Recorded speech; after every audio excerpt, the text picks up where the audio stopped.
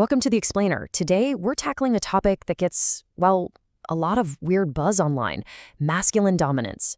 Now, forget those cartoonish internet caricatures of the alpha male. We are going to strip all that away and look straight at the hard, objective science behind true confidence and figure out how high rank is actually earned in the real world. Let's get right into it. We've got a lot of fascinating behavioral science and evolutionary psychology to cover. Here's the game plan. We'll start by redefining masculine confidence, contrast dominance with prestige, talk about rewriting those invisible internal scripts, learn what it means to hold the perimeter, and finally, break down the actual posture of power. All right, Section 1, redefining masculine confidence. To kick things off, we really need to separate the toxic tropes from reality. Here's the thing: masculine confidence isn't just some internal feeling you wake up with. It's actually the dynamic, external expression of an internal static state. Think of it kind of like a radio tower. You take your physical, cognitive, and emotional energy, and you're actively broadcasting respect and mental grounding out into the world. It's an active external architecture of how you project your presence. There's this brilliant quote from relational coach Ruan Mipagala that hits the nail on the head. He asks, "Any man who's honest with himself wants to be dominant, but how do you be a dominant man without being a jerk?" And honestly, that's the central conflict, right? We all know that taking the lead yields respect and opportunities, but so much conventional advice just leans into manipulative, antisocial behavior. Luckily, science actually gives us a highly effective, pro-social model to pull this off. Which brings us right to Section 2, dominance versus prestige. So let's see how evolutionary psychology solves that whole how not to be a jerk dilemma. Academic researchers actually distinguish between two entirely different paths to climbing the social ladder. First, you have dominance. This relies on forced deference, basically inducing fear, so people just comply. But then you have prestige.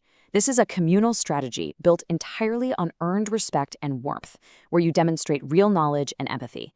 With prestige, people don't follow you because they have to, they follow you because they respect you and actually want to learn from you. Now look at how researchers map out the perceptions of agency and communion. A really clear pattern pops up here. Both dominance and prestige project capability and influence. They both have high agency. And this is absolutely crucial, only prestige boasts high communion. That means the prestigious leader is actually trusted and liked by the group, whereas the dominant leader is, well, just feared. It's a huge difference. Okay, moving on to Section 3, rewriting invisible scripts. Before we can go out there and master the external display of prestige, we have to look inward. We've got to smash the mental paradigms that secretly sabotage us. Our sources point out three main roadblocks: the validation paradigm, where you're constantly fishing for outside approval; the others know better paradigm, which is basically just imposter syndrome; and the over-apologetic paradigm. Honestly, these are just leftover childhood survival scripts, and as an adult, they are literally destroying your ability to project real confidence. So what's the fix? The antidote found in our sources is modern Stoicism. It's all about transforming demanding energy into opportunistic challenges by building your life on unshakable values, not just whatever transient trends are happening right now. By doing this, you forge this incredibly strong internal compass. You become way less reactive to the fleeting approval of everyone around you, and you take absolute control over your own self-image. That sets us up perfectly for Section 4, holding the perimeter. Once your internal mindset is completely grounded, we can look at relational dynamics in the outside world. This introduces an amazing concept called the spiritual perimeter. You see this in relational coaching and clinical studies on power dynamics. It essentially means creating a reality and value system so stable, so reliable, that your partners and dependents can just completely relax. You're handling the tension, the threats, the big decisions of the outside world, creating this metaphoric nest of security.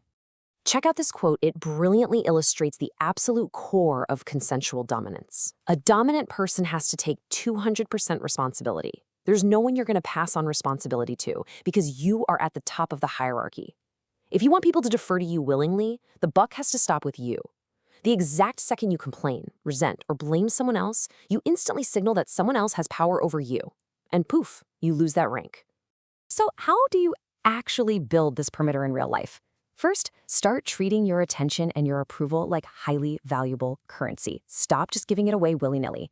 Second, navigate your decisions using that deeply authentic internal compass we just talked about.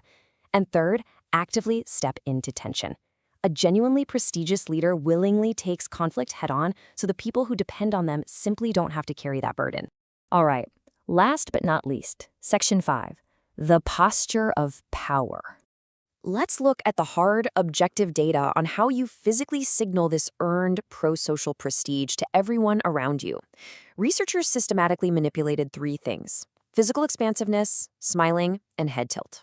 As you'll see, while just taking up more physical space increases perceptions of both dominance and prestige, simply adding a smile drastically shifts how people perceive you. It pulls you right away from aggressive dominance and squarely into the realm of respected prestige. It's a real game changer. To put that into perspective, think of someone trying to look intimidating on purpose. They'll use a wide stance, pitch their head downward, and offer zero smile. That's the dominance track. But a prestigious target? They use completely different mechanics. They combine that physical expansiveness with a slight, genuine smile and an upward head tilt. This perfectly communicates high agency mixed with high communion. Basically, supreme competence combined with warmth.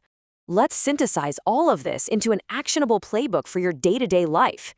To broadcast true masculine confidence and prestige, you need to physically do three things.